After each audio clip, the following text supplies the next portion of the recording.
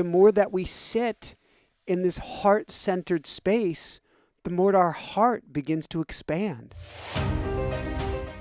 Love is the universal solvent. Everything else dissolves in love. Nothing can survive if you pour enough love into the situation. If you just keep loving into it, you just keep pouring it on. And the effective way to pour it on is if you're living here.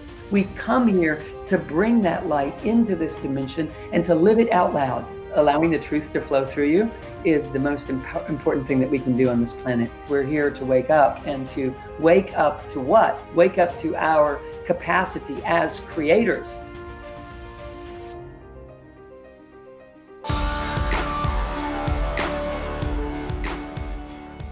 Hi everyone, welcome back. I'm Michael Sandler, your host on Inspire Nation.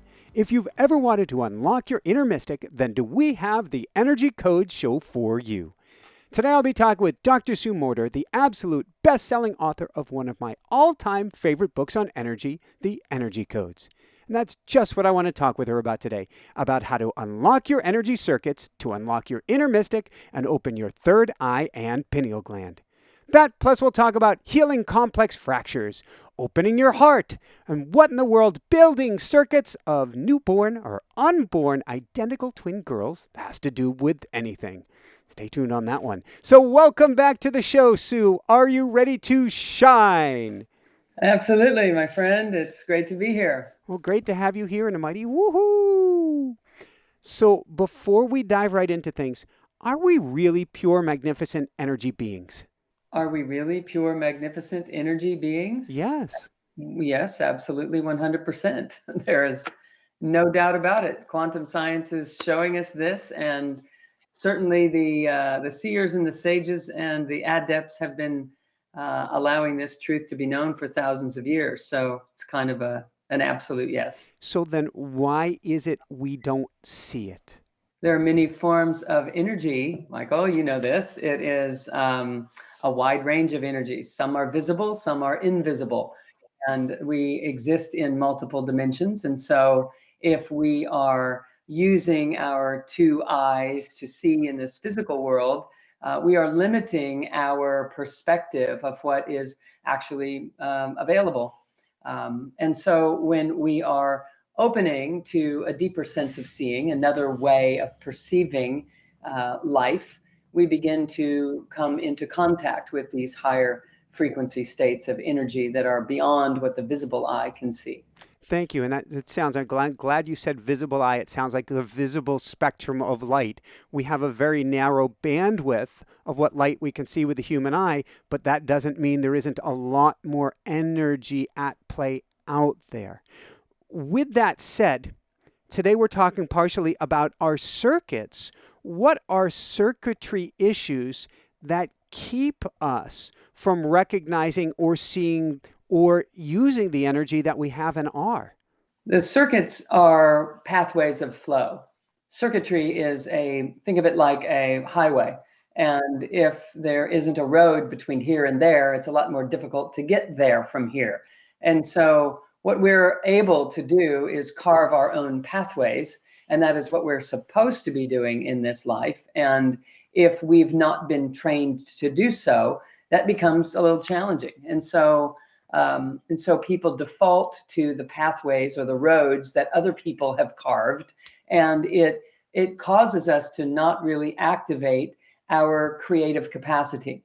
It causes us to follow instead of to lead something. It causes us to be confined to a reality that someone else has perceived as possible. And many of us are truly equipped with varying degrees of openness and awareness to multiple realms of energy that others are equipped differently, which is why we need to learn to work together and collaborate in ways that allow us to sense and feel our way into a sense of wholeness and a way of carving pathways that serve ourselves and humanity all at the same time.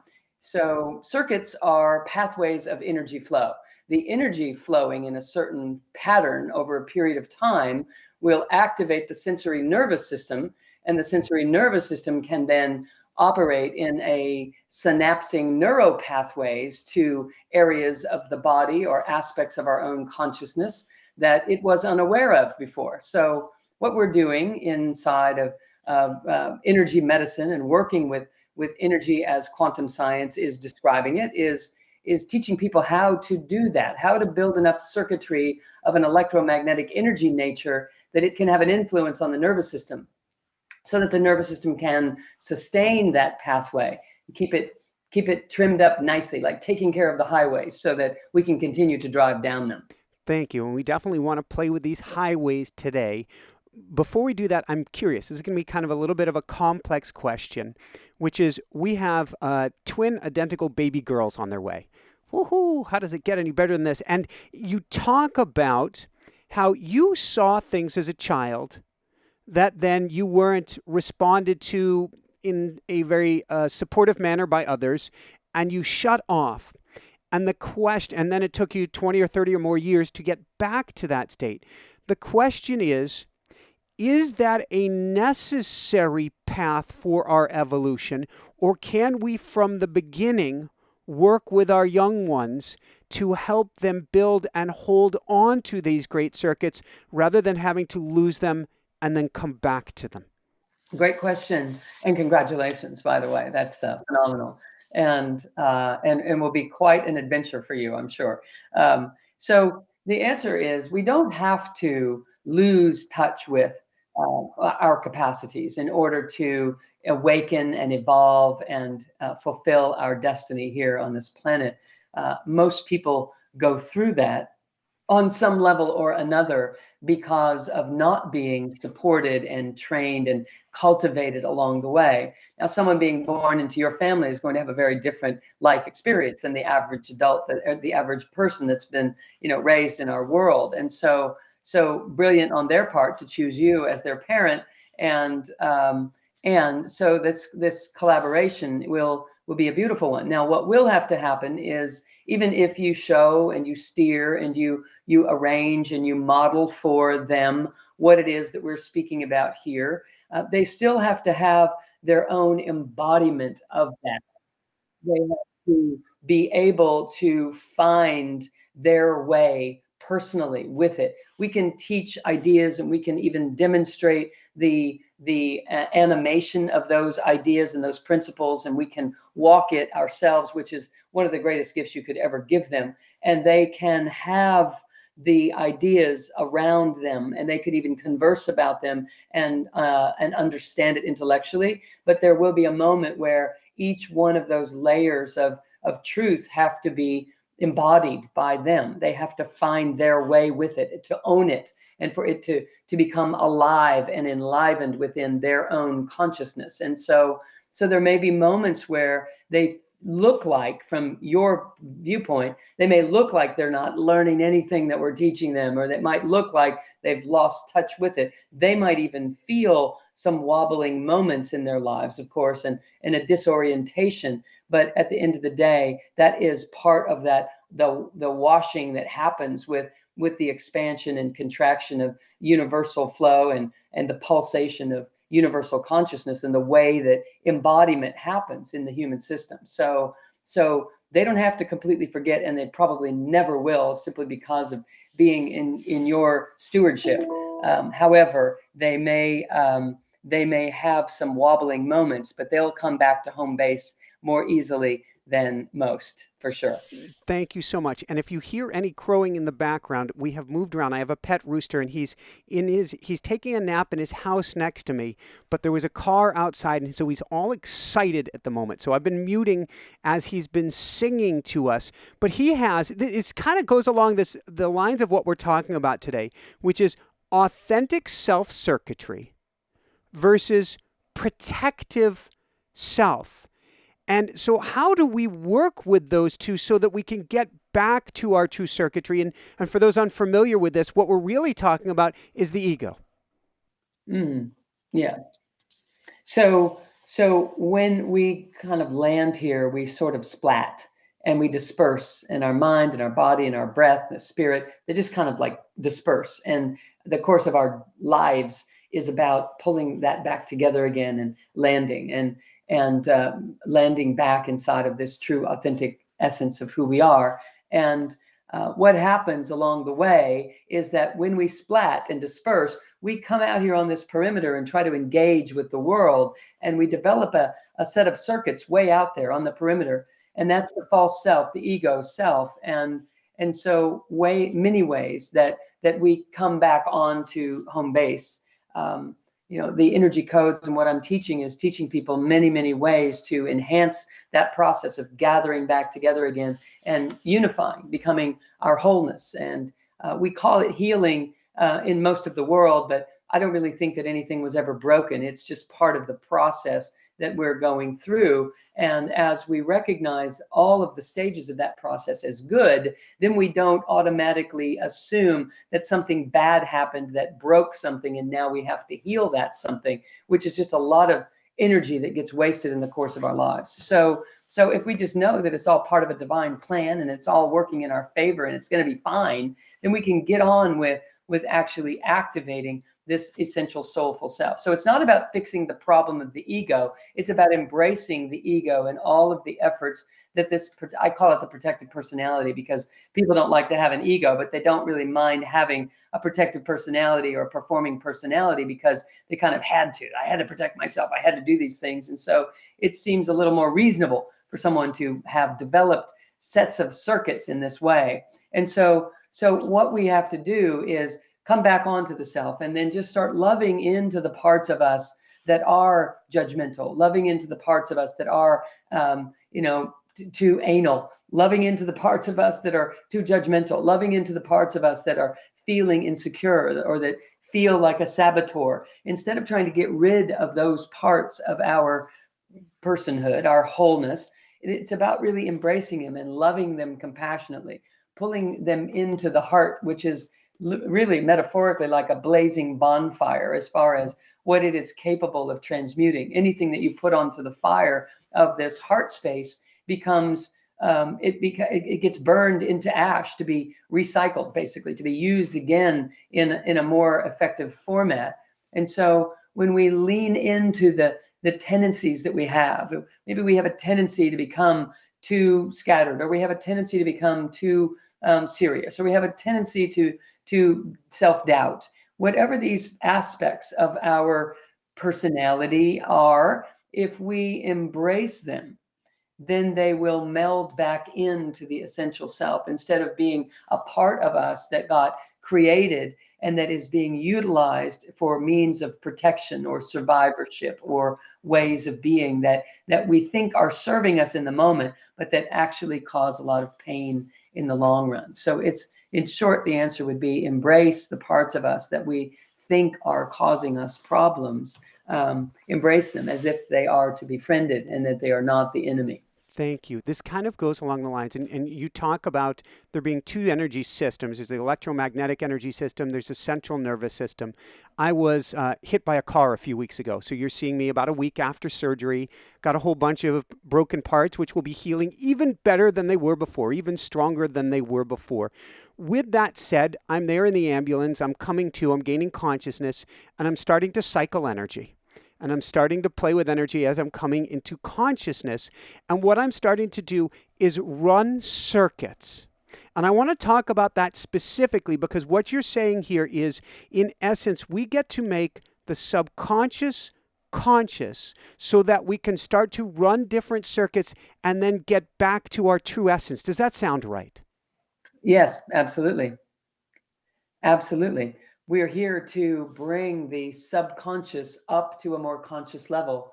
When someone is coming out from a deep sleep or coming out from anesthesia or coming in back into life after having not engaged for a while, we become more aware. We're more lucid about what's starting to run through the system and how I'm able to perceive thoughts and a physiological response to my thoughts.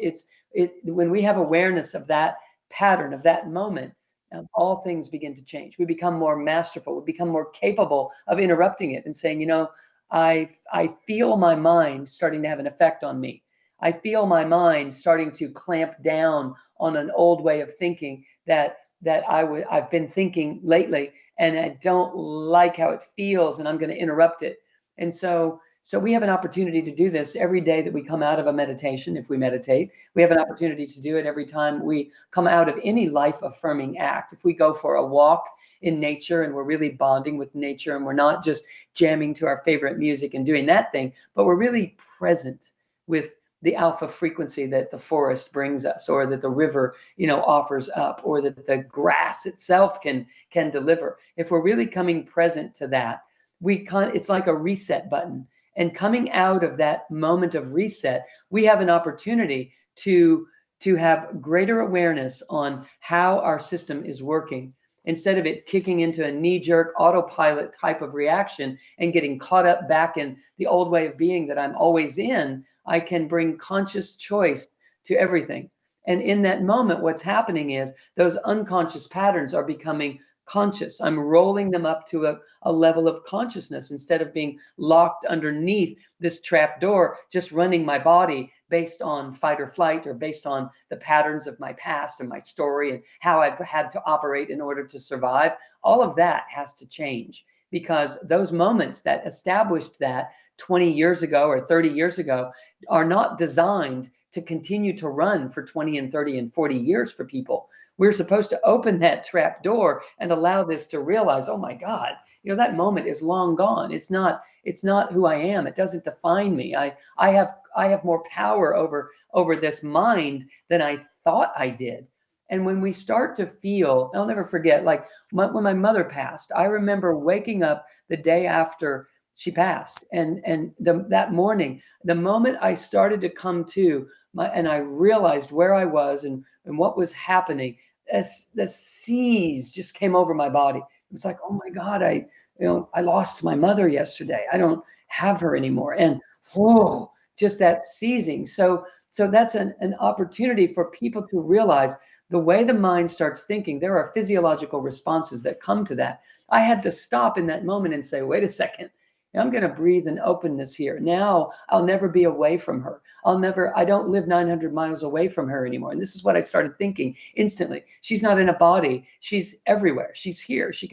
I can be connected with her in a moment's notice. As soon as my attention wants to go to her, she's here. And so I felt my physiology start to open, because I'm interested in always dropping consciousness into the areas of our systems that are running us on autopilot in an unconscious fashion.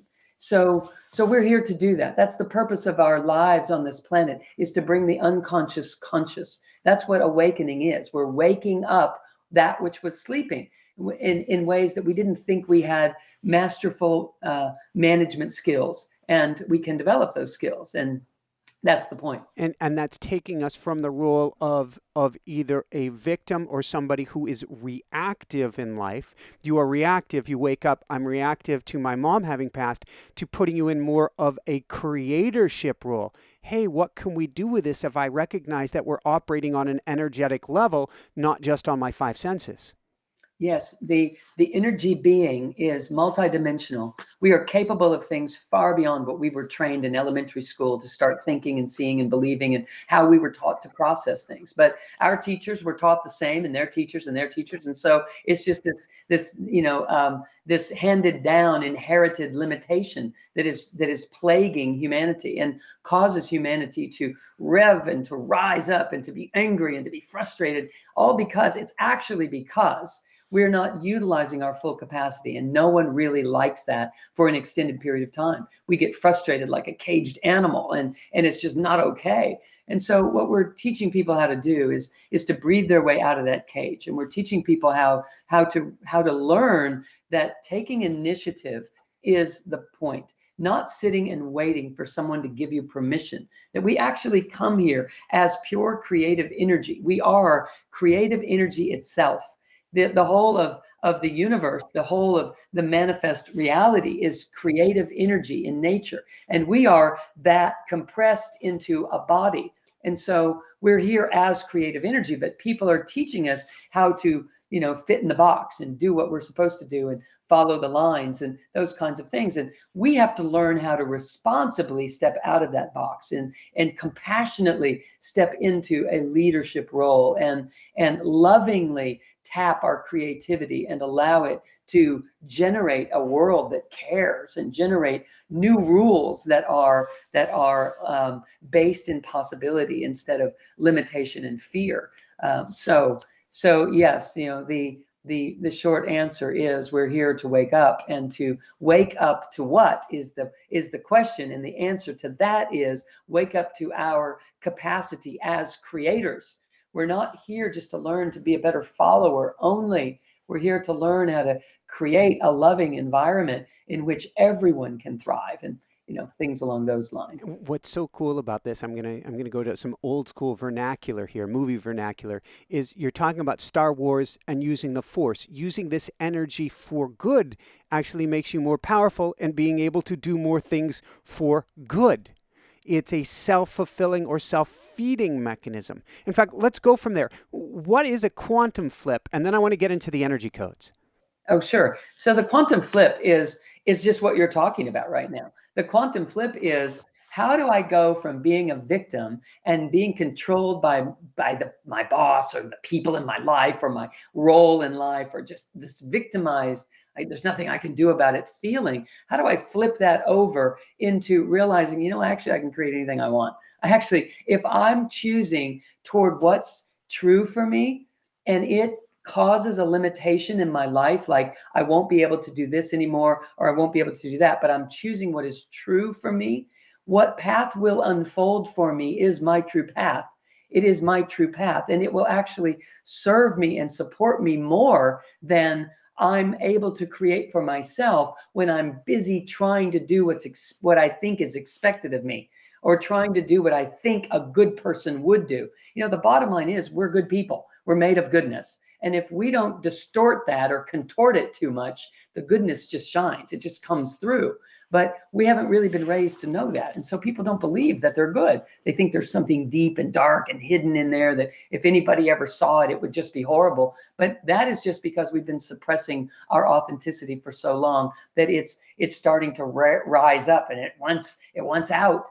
And, I have an image that I just thought of. Let me just show you this image that basically we are the universe compressed into a funnel, compressed into a channel that hits the earth and rises up again and cycles around and around and around. And in that cycling, it generates a space where a body can be created.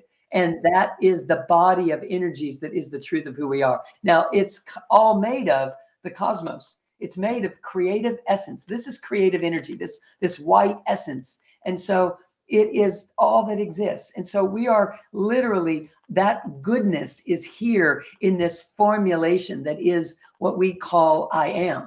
And if we look at how we create, that same energy does this thing, rolls around, and then we set an intention and we kind of roll out into the world, projecting a movie by taking this goodness and rolling it out here. And if we don't interrupt that, that's what gets to happen. So by speaking our truth, by being authentic, by allowing what we feel to be just as important as what somebody else feels or chooses or decides, if we allow this equanimity to exist, then what gets to come through us is in its purest state, this essential truth that is what we're made of and why we're here. We come here to bring that light into this dimension and to live it out loud. And if allowed to do so, it creates bonding, it creates beauty, it creates possibility, it creates an awakening opportunity for everyone. For instance, if someone speaks their truth and someone else that they're in relationship with or in their family dynamic with or something along those lines, just for example, if the family doesn't like it, it will actually serve the family to deal with what is true for each person in the family. In a society, it is actually serving to the society for each person to be heard, for everyone to be able to speak their authenticity into a circle and have the intention of the circle be that we find the greatest good for all, then everyone gets to adapt and adjust and reconfigure to what is going to work as a common good. And humanity is wrestling with this in a very big way right now. And it's because we're trying to birth in to this reality that is inevitable. It is inevitable that we recognize we are made of goodness. We don't have to fight for that goodness. We just have to be certain and clear and unwavering about bringing it forward with love and compassion. And as we do, it works, and people melt and they soften, and they find that the world softens around them as they do so.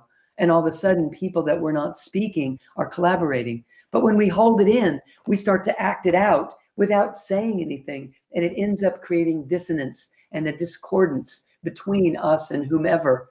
And so as we allow it to flow by surrendering to this, this is a pretty potent flow if you think about it. I mean, we're talking about the universe here rolling through your system and out into your world. That's a lot. It's big, it's powerful. And so we have to surrender our mind's idea of, I have to fight for what I need. I have to go and get mine before anyone else gets it. And this kind of backside of the model on the other side of the quantum flip, before the quantum flip, we're living in a very painful world. And as we surrender the mind to this greatest potency that's pouring through every single one of us, this quantum flip occurs without us really trying to make a flip. It automatically allows us to have courage because we're just saying what's true for us.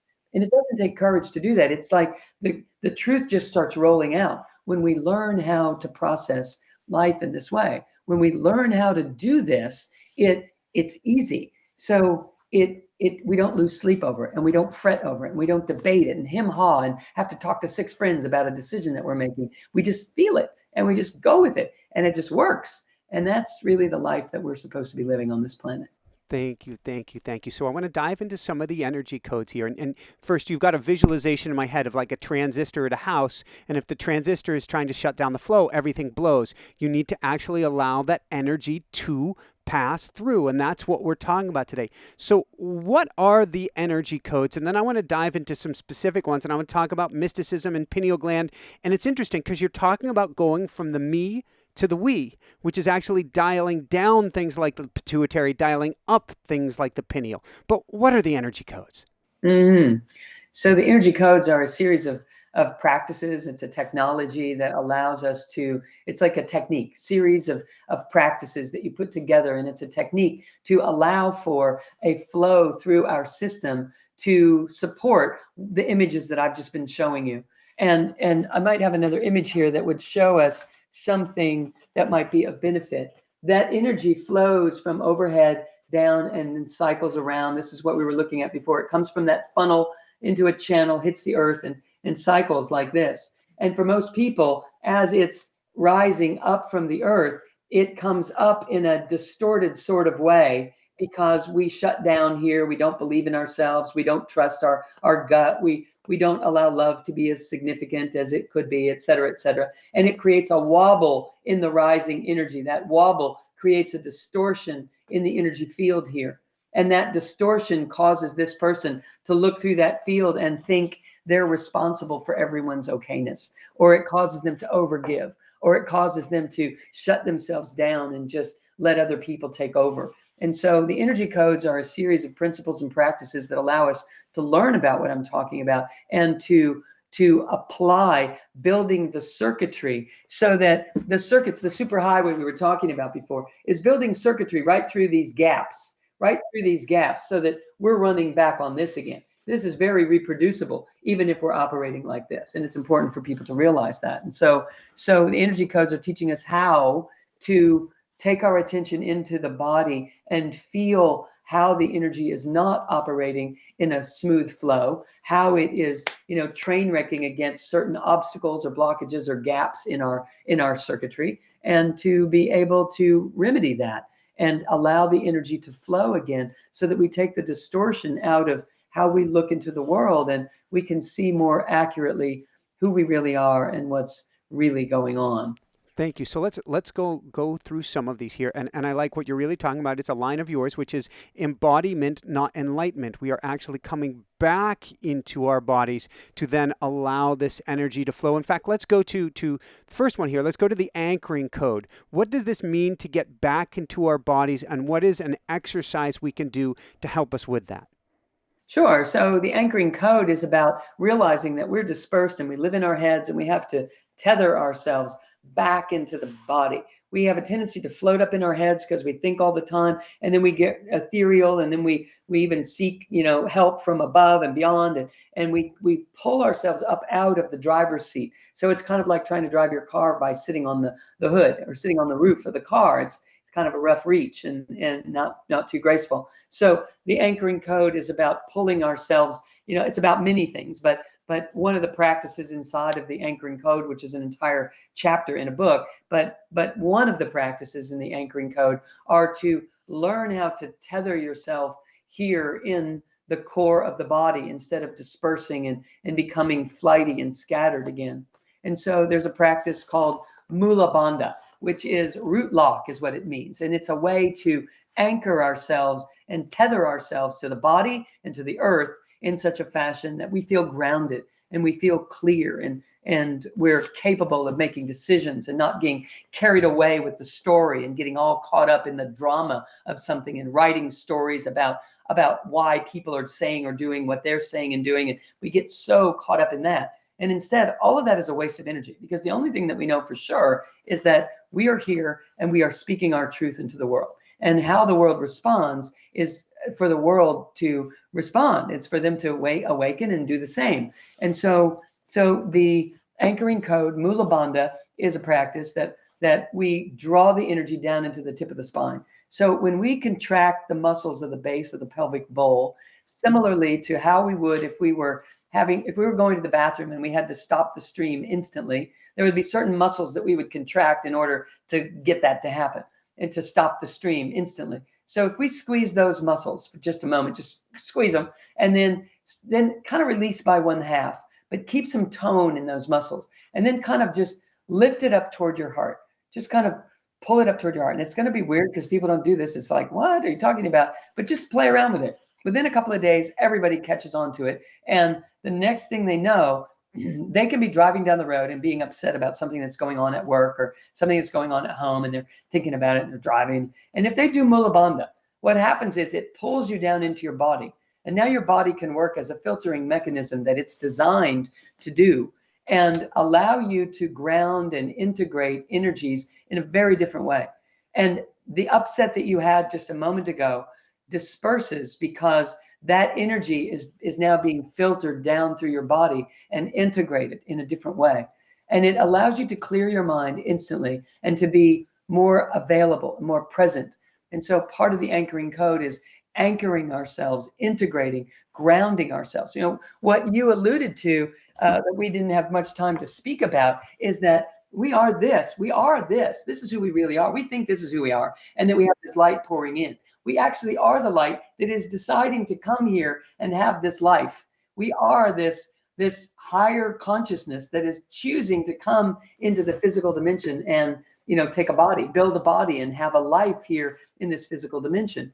And so the anchoring code allows us to embody. So instead of seeking enlightenment, it's about being the light that we are and seeking embodiment, and then the entire equation is completed. But the reason that people seek enlightenment and don't ever find it is because they are the thing they're seeking. They're already that. So you can never find it because you're already that. And so you've already stepped through that threshold. So it's crazy how humanity is just duping itself with all the best of intentions.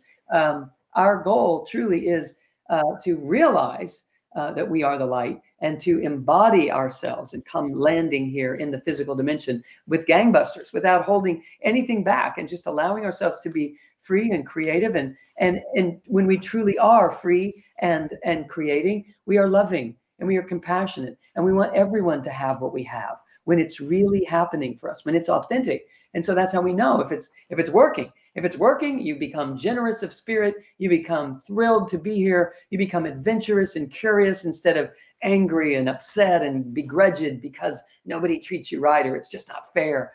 Those kinds of things flip in this quantum flip automatically when we start to identify with who and what we really are. We really are the light.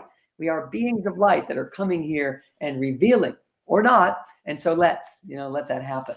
So, and you are being a beautiful beacon of light, being of light today, and really enjoying your light today. With that said, Sue, can you go into, before we go into the heart code, can you tell us about opening the pineal gland and being the one behind the eyes? Sure. So the pineal, everyone wants their third eye to open. I want my third eye to open. I want to activate this pineal and get it going so that I can see all these dimensions and have a better understanding of who we are. And what I've just described about Mula Bandha, rooting ourselves, one of the most important things that we could ever do to ever allow the pineal to open is to embody. The reason that people can't get their third eye to open is because the system is built by divine design, and it would never let your pineal, your third eye, open before you are stabilized enough to have a stable foundation under it so that you can filter what you perceive with accuracy. Because if it is opened and the circuitry isn't there underneath it to create stability, then we misinterpret what we're perceiving. And a misinterpretation of what we would perceive viewing into the multiple dimensions of reality is equivalent to a bad LSD trip. It would be equivalent to someone having a rocky ride with ayahuasca or with some sort of state altering medications or natural medicines. It is the psychotropic effect there is wonderful for allowing us to peer into other worlds. But if we don't have the circuitry in place, it can be a really rough experience for people. And so by divine design, the system will not let it open and stay open until we are maturing and integrating and processing and truly embodying in a manner that would allow stability to be here for what we see to be interpreted in an accurate, beautiful, and divine way. Otherwise, it can have people feeling like, there's, people are out to get them, or it's not paranoid, or it's, all sorts of things that can start to happen. So if someone is feeling that way and they're doing some practices in their lives, if they're feeling that the world isn't in support of them, or they're feeling paranoid, or they're having images that are upsetting to them, then the practices of the energy codes collectively, when practiced as a true technology in which you're utilizing all of it. We're just tapping base on a few of them today in this conversation. But when we really infuse the wisdom that is inherent in this work together, then you begin to have a different way of looking at these circumstances. You can see them for what they are and what they are not. And it allows you to put a perspective in place that is immensely empowering and tremendously soothing to a system that feels troubled. And a lot of people are feeling troubled right now because they're being forced into more conscious decisions and more rapid fire decisions in an environment where almost everything is different than it was for the whole of our lives. And it's causing an evolution to take place that people don't know how to manage. And so they're getting up into anxiousness, and they're getting into irritability, or they're getting into confusion or fear. And that's all a byproduct of not being in your body. When you are in your body, there's a sense of well-being and certainty that is unwavering. When you are truly there and integrated, no matter what happens, even if you're trying to work through something, you just know how to take and engage the conversation. And so this is what we're interested in. Now, the pineal will open as we embody. It opens as a natural state. It's a natural byproduct of embodiment. When we embody, the system starts to flow in a consistent fashion rather than a wobbling, distorted fashion. And as it flows in a consistent fashion, the messages that start bombarding the base of the cave of Brahma in the center of the brain, the third ventricle in the center of the brain where the pineal sits. It's like a cave, and the pineal sits right there. And as soon as the messages are coming up from beneath it in the body in a stable manner, then this starts to open. It's like a vibrational combination lock. And when we tap the correct vibrations, the pineal opens in a beautiful way that allows you to know things that you didn't know you knew. It allows you to not need to know ahead of time and not pre-plan and not create a script for your life and drive it down that pathway. It's an entirely different way of living. And it's something that our humanity is trying to birth itself into right now. And it's kind of reckless and clunky right now because, for the most part, our societies haven't been interested in meditation and deep core work and personal development in the ways that this audience is interested. You know, the majority of the people aren't watching these programs, and more are. And so we know that in a greater and greater degree, we are awakening to the significance of what it is that we're talking about. The pineal is supposed to open. And if it hasn't been opening, it's because we've been living from the outside in instead of from the inside out. And so everything that we're speaking about today is to encourage you to live from the inside out so that we can create some consistency here, so that that third eye can open, so that we can draw from the multiple dimensions of reality that we coexist in and utilize that wisdom and brilliance here as creative ingenuity, creative genius. So hopefully that's helpful. Thank you. And since we're talking about living from the inside out, I want to go to the heart code and why you call this the universal solvent. It's interesting. Before I had surgery, they did EKGs on my heart and they freaked out. And they said, we can't do surgery. You've got an abnormal heart. This is big trouble. You might be in danger. And they ran a whole battery of tests starting with the ultrasound. And then they found actually I had a larger, very healthy heart. And part of that is athletics, and I believe part of it is the more that we sit in this heart-centered space, the more our heart begins to expand. Mm-hmm. You bet. You bet. When we come into, with our conscious concentration, I don't mean living from here and then just pay attention to your heart. I mean living from here and folding yourself in and feeling yourself in this heart space. And it's very different. It has a different effect, and it transfers and translates very significantly. And if we fold it in and breathe up and down through this central channel, as if we take a breath from above our head into the heart and into the belly, and then we exhale into the earth, and then squeeze that mula bandha at the base of the pelvic bowl, like squeeze those muscles as if you were going to the bathroom and you had to stop the stream, and breathe up from the earth right into here, right into the belly, draw it up into the heart space, and then exhale right up through your heart, through the throat, through the center of your brain, and out the top of the head. And then inhale again down through the center of the brain, the throat, the heart, and into this core space. And then exhale, roll it down into the earth from your heart to the solar plexus, to the belly, to the tip of the spine and mula bandha, and into the earth. And as we learn to breathe up and down that central channel, we're creating this stability. And the more we fold into this channel that is the sushumna, the true seat of the soulful self, the more we are enlivening this heart space. The energies that exist right here are a gateway into the multiple dimensions. We all think it's about the third eye, but the third eye can't do its thing without the wisdom being locked in with mula bandha and the heart being enlivened and awakened and honored. And you honor it by being in there, sitting inside your heart and letting that energy become your curiosity, and letting it become your prayer and your honoring and your salute, your bow down to the heart space. When we allow those energies to be that important, they automatically start to dissolve the issues and the blockages and the barriers and the veils. The heart is a gateway that is round and open, and it is beckoning us to honor it more, not by thinking about it, but by going down into this space and living here.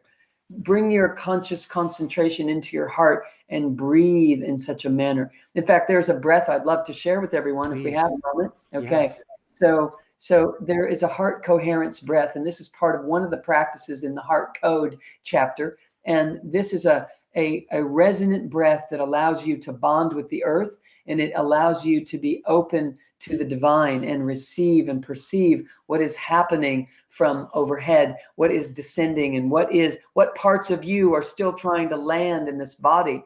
And so it allows the whole of you, the parts of you that are already here, that are rising up, and the parts of you that are still descending, that are trying to embody. The heart is where it all happens. And so the energies from the divine and from our earthly selves are coming, and they're just kind of coalescing here. So let's take a breath into the belly. Breathe in your belly first. Keep breathing and open the solar plexus. Keep inhaling and breathe into the upper lobes of your lungs. And now inhale and imagine the inhale is bigger than your physical body. And then exhale in every direction. Just exhale out in front of you, beside you, behind you, to the left, to the right, above and below. Big sphere. Now inhale from every direction into your belly again. We're just going to repeat. Inhale into your belly.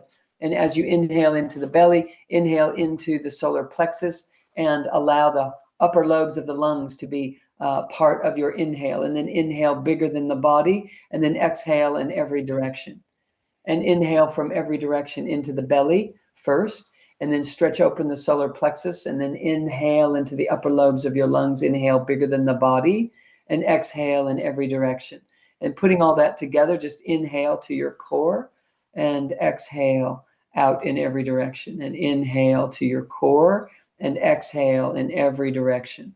And inhale to the core and exhale in every direction. You could slow that down in a meditation for yourselves when you're falling asleep at night, when you're waking up in the morning. If you have a moment in the middle of the day, sitting in the sun, it's even better. Just face the sun, the early morning sun or the late in the afternoon sun, not the bright hot sun, but just allow that nurturing presence, because it opens us automatically.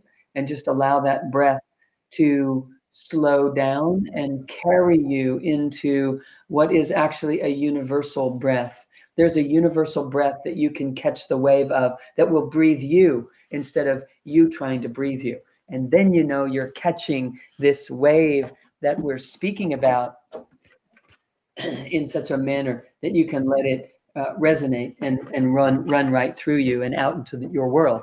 Thank you. As you were sharing that breath, it feels more and more like, at least for myself, I'm dissolving into everyone and everything. That universal breath, that's exactly what you're talking about.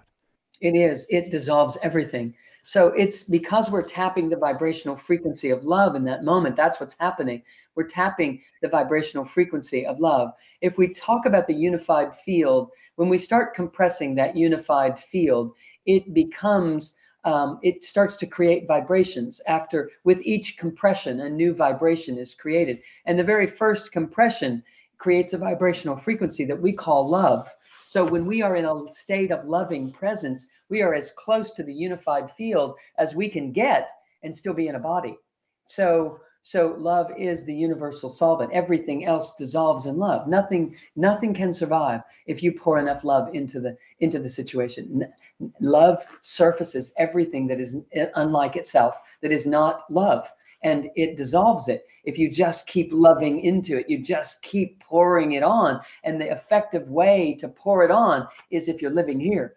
If you're living from here, you can feel a pulse, and it's as if your heart is pounding out of your chest when you actually land in it. I was working with a person today, with a client, and I was working with moving some energy for them, and I aligned just so, and boom, this whole universal heartbeat was taking over, the session. And then I know miracles are happening, because it's allowing this to flow without interference. And so we can practice that for ourselves every day, to just align and love enough and come into this heart space. And don't think about loving. Love. Just start loving. Don't think about loving. Don't send love to somebody. Come in here and be this love, and let it consume the reality that your mind is trying to get to know. Woo-hoo. Let's go from there. And since we're talking about miracles, let's go to the breath code, which you call the power of life itself. And I've been breathing into my wrist for healing and wrapping all of these golden strands around it and doing some really cool stuff. So I'm very curious, what can we use the breath code for? What does that mean? So inside the chapter in the book called The Breath Code, there are multiple different breathing techniques for different purposes. One for the third eye, one for the crown chakra, one for our throat chakra and being able to manifest and speak and manifest ourselves here fully and to speak our truth and to take action and take initiative. Another one for the heart code, the heart chakra. Another one for the solar plexus, which is extraordinarily empowering for people to learn how to do that one. And the wisdom breath in the second chakra and the root chakra and crown are, using this central channel breath. So inside the breath code, there are lots of different ways to learn to breathe, to animate and activate different aspects of our consciousness. And so there's a lot inside of each one of these chapters and lots to teach. One of the things that we want people to get inside of the breath code conversation is that if, let's say, there's some healing that needs to happen, and if healing is needing to happen because of a fracture or maybe it's a hip that's bothered someone for a while, maybe there's an asymmetry there that they haven't really worked out yet, although I'm very interested in teaching people how to work those things out. But let's just say there's something happening in a hip, a knee, a wrist that was fractured. I'm going to use the wrist because we can see it and it's going to help you. Okay, we have one for example here. So it's important not only to just wrap it in love and light, but to utilize the arm. Like I'm going to straighten it out, and you probably can't see the whole length of my arm, but I'm straightening it out to the side. And as I straighten it all the way out to the side, I'm going to contract all the muscles in my hand. I'm just going to tense it like that. And I'm going to tense the muscles here just a little bit. And I'm going to tense the muscles in the biceps and triceps and the deltoid all the way to my heart.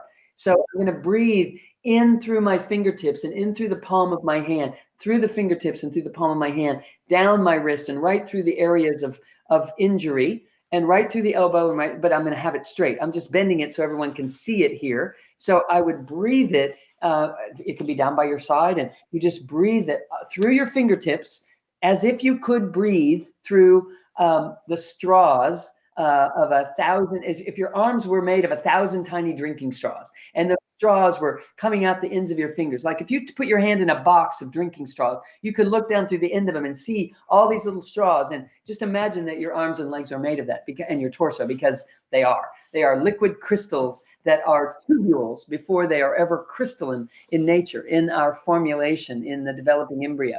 And so these tubules are moving energy.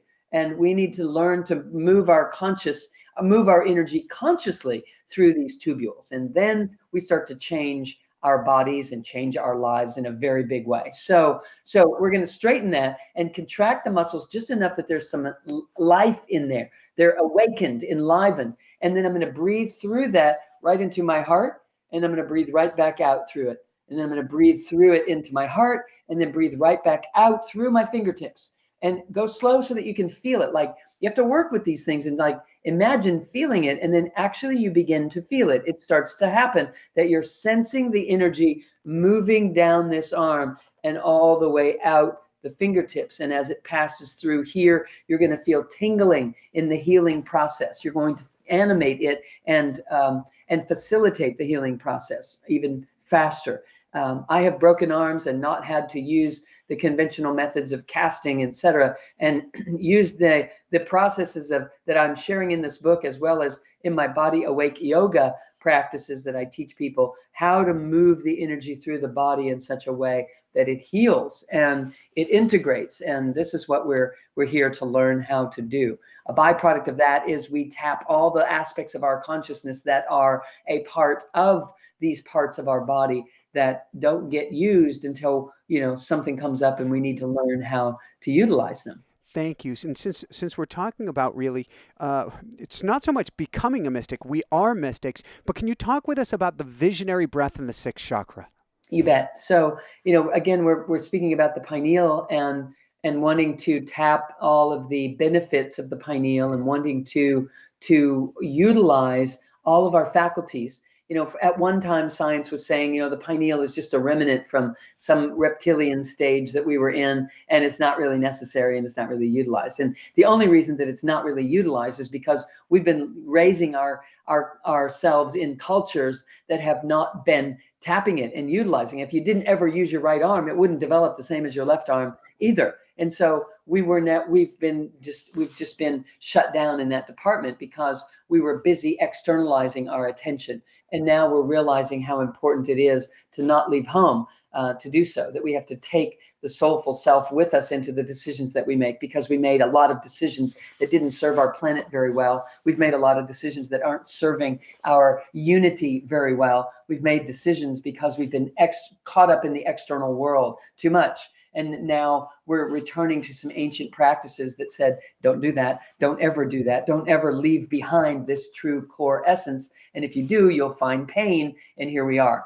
And so we're coming back home now and allowing this to be a valid thing.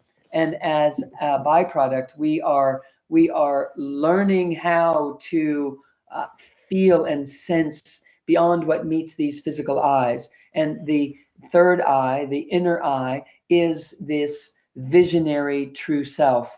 The visionary self draws from multiple dimensions and translates it into usable working material that is in service to this planet and everyone on it.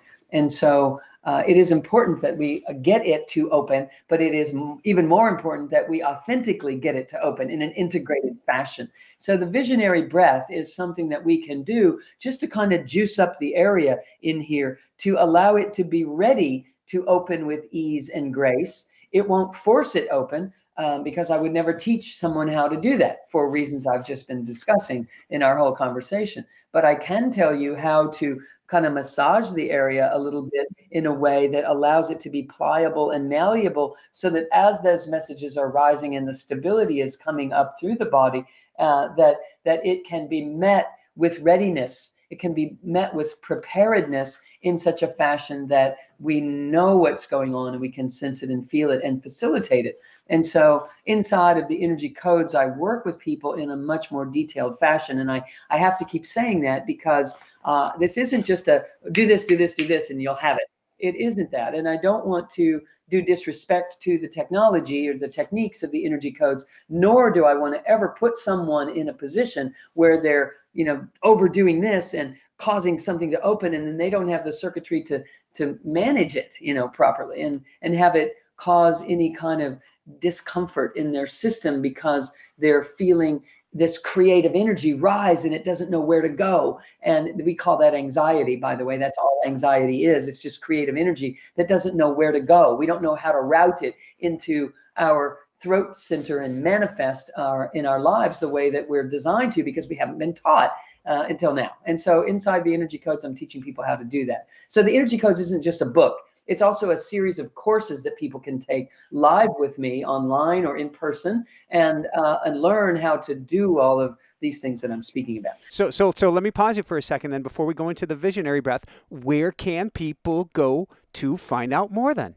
Oh, sure. So I have a website, drsuemorter.com. It's drsuemorter.com. It's ER, not AR. It's morter.com. And, it's very self-explanatory. I have all sorts of things coming up always that are engaging people, complementary programs, and also if you really want to get into deep study courses, it's available to you. So you can just peruse on the website. It's very it's user friendly and very much explaining all sorts of options for people. So let's take a moment and be inside of this third eye area. Let's grab that mula bandha again. So contract those muscles at the base of the pelvic bowl as if you were going to the bathroom and you had to stop the stream. And then we're going to add something else before we even start talking about up here in the third eye area. You're going to pull your shoulder blades together and drop them down. So you're squeezing these muscles in the base of the pelvic bowl. And now we're going to pull the shoulder blades together and drop them down.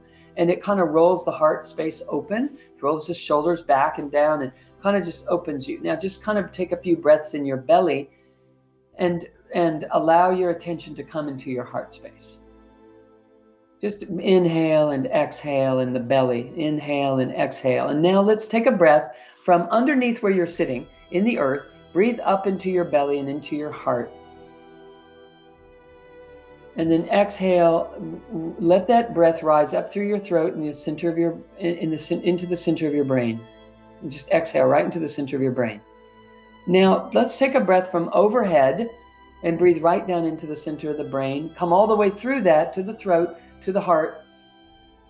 And now exhale into the earth. I'm just preparing everybody to be able to do a little work in the center of the brain without it causing them to be dizzy or to become too much light too fast. Now take a breath up from the earth into your belly. Squeeze those shoulder blades again, drop them down. The heart is big. Breathe into the heart and then exhale. Roll your eyes up and feel the tension right behind your eyes where the muscles are working. Exhale right into that spot. Just right there. Now just sit right there. Sit right there in the center of the brain. We're just going to take a deep breath into the center of your brain from every direction. And exhale, just infuse that light right into the center of your brain. Inhale from every direction, right into the center of your brain. And exhale, just infuse that light into the center of the brain. Now, slowly open your eyes, and I just want you to hold your hand right out in front of you. And I'm going to put it right here so everyone can see it. But my arm is all the way straight and my thumb is up. I'm all the way out. It's that far in front of me. That's what we want. We want it that far in front of us. And now, take your other thumb and place it on top of it. And as you inhale, bring one thumb in toward the center of your third eye, right in the center of your forehead, and look at it. Keep your attention focused on the thumb that's moving toward you. Inhale. Exhale, take it back and follow that thumb all the way to the other thumb. And inhale again, bring this thumb closer, closer, closer. And be aware of the thumb that's on the straight arm and the thumb that's moving toward your forehead at the same time. 2 dimensions you're focusing on. Exhale, bring that thumb all the way back to the other one. This is really good for improving your eyesight. It's also good for multi-dimensional perception. Inhale again, bring this thumbnail in. Be aware of both thumbs, both thumbnails simultaneously. Look at it, focus at it all the way in to your forehead. And now drop your arms, close your eyes, exhale out the back side of your head, the same distance, inch by inch by inch by inch, as if your arm was sticking out the back side of the body, because the third eye sees in 360 degrees actually as a sphere. Now inhale from that same distance right into the center of the brain. And the more you practice that, the more you'll actually be able to feel it. Inhale again. And exhale. So now let's take a breath from overhead and breathe it right down into the center of the brain. And exhale down through the body, all the way through the throat, through the heart, through the solar plexus, through the belly, through your own rootedness and into the earth.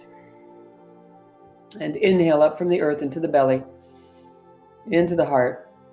Roll your eyes up and feel that tension behind the eyes, and exhale up through the throat and up through the throat, up through the center of the brain and out the top of the head. Beautiful. Now just open your eyes again and come back into the room. So you might feel a little lightheaded, but I also want you to look around the room, and you're likely to see that the room looks a little lighter, that there is another perspective. There's something else happening. Now, we only did that like a couple of rounds, and I would suggest that someone work with that for, maybe 10 rounds, working with it over and over and over. If it's too much for you to hold your arm out this way and do this, you can kind of sit close to a wall about arm's length away and just put a sticky note with a dot on it, and then just use one hand to just come. You want to be able to focus on the dot and on the thumbnail at the same time. What I'm doing is allowing my perceptive field to be focused in 2 places at the same time. Here's another exercise that we can do for the pineal. So focusing on the screen and the conversation that's taking place right now. So keep your focus on the screen and on the conversation that's taking place right now. And then pick up your hand to the left of you. or to the right, either hand. Just pick up one of your hands and keep your attention focused on the screen and run that hand right between us, between me and you, all right? Between me and viewer, okay? Between us and viewer, all right? Just run the hand, but don't look at the hand, just see it coming through. So by doing that, we're able to focus multidimensionally. I'm aware of my hand, I can see it, but I'm not. Now take your attention and focus on the hand, and you'll see how your eye muscles change. It's not only your eye muscles that change in that moment, your sets of circuits change that you're using in the brain. So now take your attention back on the screen, bring your attention to the screen, pass your hand through, but don't look at the hand. You can see it, but you're not looking at it. This is a sense that we need to be able to develop. We need to develop that ability to be aware in multiple levels of our focus, because the third eye sees in a very similar way. So when my third eye opened, I was unable to tell where another person stopped and I started, because the energy field was so brilliant and so bright that they were so overlapping that I couldn't tell the difference between mine and yours. And that's reality, that's the truth. And so it took me a long time to be able to focus, seeing with the third eye and being able to use these other eyes to navigate the physical world. And the reason I'm giving everyone this practice is that it will help us start to develop the same muscle groups that are required to, as well as this one. It develops muscle groups inside of the brain, but it develops sets of circuits. And that's what I'm really interested in people learning more about, so that we can be multidimensional beings. Now, what this does is it just sets our system up to be able to plug into that as the third eye opens. If you've ever been sitting in a meditation and images come up, and you ever tried to look at them and they disappear, you know what I'm talking about. We're jumping circuits, and we need to be able to stay, no matter what, in this beautiful state of presence. And that's the key to the whole of life, as it turns out. Thank you so much, Sue. This has been amazing and beautiful, and the superlatives will go on and on. I need to let you go. Are there any last words of wisdom you want to share with people before we do so? That is it. Basically, allowing the truth to flow through you is the most important thing that we can do on this planet.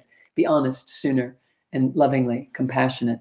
And as you do so, that combination is the perfect stability that we need to open to the truth of who we are. So it's my pleasure. Thank you so much, Sue. So for everyone out there, this is Michael Sandler saying, be well, have fun, get the energy codes, and begin working with your energy circuits today. And above and beyond all else, shine bright. Woohoo! Wow, what a special eye-opening, third eye-opening, pineal gland expanding. This was an amazing show that to me has Sue completely outdid herself with this show. That's the best way to put it. If you want to find out more and learn how to become an inner mystic or a modern mystic, we have a school of mystics. You can join us every Wednesday night to bring out that mystic that's inside of you. Come join us at InspireNationUniversity.com. It's InspireNationUniversity.com to become a modern mystic. And if you want to communicate with the other side, well, that's quite simple. Simply pick up our book, Awe, the Automatic Writing Experience, or join us for our live classes that we have once a month, along with an entire video-based program. You can get that at automaticwriting.com. Of course, we are a podcast as well, so you can listen to us on iTunes, on Spotify, on any place that you consume your podcasts. Love you guys so much. Here's the link for the next amazing video. Big thumbs up if you like this. Make sure you share with everybody you know. So click that subscribe button and click the bell icon to be notified of upcoming shows, YouTube premieres, and live events every Monday night with me where you can ask your questions. Here's the link for the next amazing show. Love you guys so much. Shine bright. Woohoo! How does it get any better than this? How does it get any better than this? Love you guys.